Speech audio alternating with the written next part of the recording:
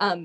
One of the things that I find, going back to kind of what Valerie was saying, the films that I've worked on as a historical magic consultant, like you give the advice on like, this is how it really would be, but the director or whomever will take the dramatic license to make it fun. Like you said, like, do you make a little pulse in the tree? Do you make like a subtle sound of the heartbeat of the tree? What do you do in that regard? And I feel like that's part of magic too, because we're using so many more senses than sound and visual that we could portray on a film or in a book. Like, it's your senses you're going through it. We have to add something else, because as a witch, if I'm doing magic, you're just going to be sitting here looking at me doing this.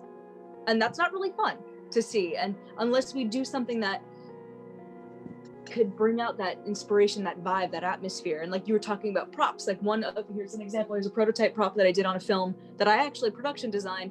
It's a crystal, but like it looks extra iridescent, and it's just made out of resin and some stuff, but it just makes it look a little extra magical on camera.